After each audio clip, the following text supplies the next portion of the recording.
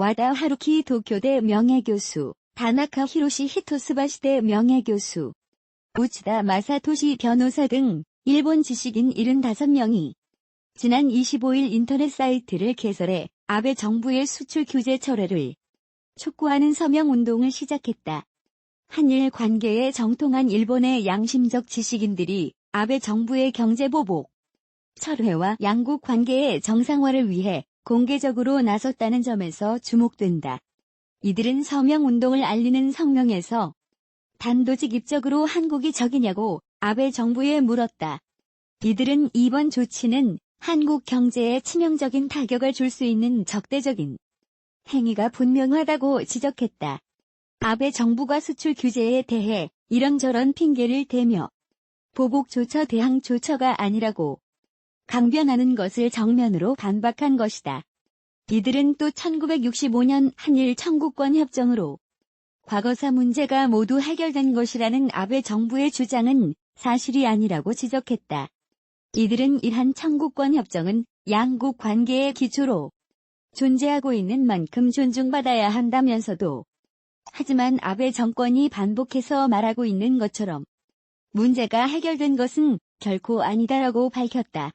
한일 청구권 협정에도 불구하고 일제강점기 36년 동안 억울한 피해를 입은 개인이 일본 정부의 불법 행위에 대해 배상을 청구하는 것은 가능하다는 국제법의 상식적 해석을 재확인한 것이다.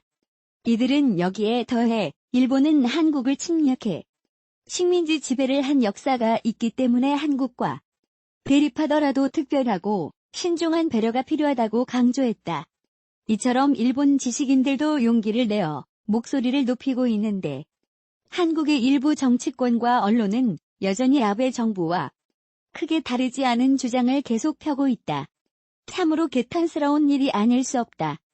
이들은 이번 조치 자체가 그동안 일본이 큰 혜택을 받아온 자유무역의 원칙에 반하는 것이며 일본 경제에도 크게 마이너스가 될 것이라고 경고했다. 자유무역 덕분에 눈부신 경제성장을 이룬 일본이 경제와 무관한 이유로 무역 보복을 하는 것은 자가당착이라는 점을 비판한 것이다. 앞서 세계 유력 언론들도 아베 정부의 이런 이중적 태도를 위선적 행태라고 강하게 비판하면서 어리석은 무역 전쟁을 중단할 것을 요구했다. 아베 정부의 무모한 수출 규제가 분업과 협업으로 구축된 글로벌 공급망을 붕괴시킬 수 있기 때문이다. 이들은 일본에서 방탄소년단 BTS의 인기는 압도적이며 연간 300만 명이 일본에서 한국으로 여행하고 700만 명이 한국에서 일본을 방문하고 있다며 인터넷 우익 등이 아무리 외쳐도 일본과 한국은 중요한 이웃 국가로 서로 떨어질 수 없다고 강조했다. 그러면서 아베 총리는 일본 국민과 한국 국민의 사이를 갈라놓는 것을 그만둬야 한다고 촉구했다. 아베 정부는 일본 지식인들의 고언을 무겁게 받아들여 수출 규제를 당장 철회하고 우리 정부의 대화 요구에 성실한 자세로 응해야 할 것이 반대로 올해 상반기 일본으로 수출한 국산차는 32대에 그쳤다. 자동차 업계에서는 일본 시장 특성상 수입 브랜드가 힘을 받지 못한 영향인 것으로 보고 있다. 올해 상반기 통관 기준으로 일본산 자동차 수입액이 역대 최대를 기록한 것으로 나타났다. 실제 일본차 판매량도 지난해 상반기보다 10.3% 증가하는 등 국민 반응 역시 한걸레 답내 기습기 외 들먹거려 산업용 고순도 화학물질 불화수소하고 기습기하고 무슨 상관이냐 지금. 공무원들은 규제를 위한 일에 몰두 칼자루 쥐고 싶어하고 환경단체 한걸레 니들과 같은 족속들 시민단체와 민노총 등등 이들이 반대하잖아. 올 상반기 일본 수입차 업계는 큰 호황을 맞았다. 하지만 이달 초부터 불어닥친 한일 간 역사, 무역 갈등으로 하반기 일본차의 국내 판매는 주춤할 것이라는 전망이 나온다. 28일 한국자동차산업협회에 따르면 올 상반기 일본산 자동차 수입액은 6억 2,324만 달러로 지난해 같은 기간 4억 9,380만 달러 대비 26.2% 급증했다. 이는 상반기 기준으로 역대 최대 규모다. 2015년 연간 수입액인 6억 5,476만 달러에 육박하는 실적이다. 통관 기준 일본산 자동차의 수입 물량도 상반기 29,453대로 작년 동기 24,125대 대비 22.1% 증가했다. 역시 상반기 기준 역대 최대치다. 한국수입자동차협회의 실제 판매량 통계를 봐도 토요타, 닛산, 혼다 등 일본 브랜드의 국내 시장 판매량은 올 상반기 유럽과 미국 차를 압도한다. 수입자동차협회에 따르면 상반기 일본차 판매량은 23,482대로 지난해 동기 21,285대 대비 10.3% 증가했다. 이는 벤츠, BMW, 폭스바겐 등 독일차 판매가 상반기 34.2% 급감한 것과 큰 대조를 이룬다. 미국 차도 상반기 판매량이 전년 동기 대비 5.9% 늘어나는 데 그쳤다. 이에 따라 올 상반기 국내 수입차 시장에서 일본차 판매 비중은 2010년 26.4% 이후 9년 만에 처음 20%를 돌파해 21.5%까지 치솟았다.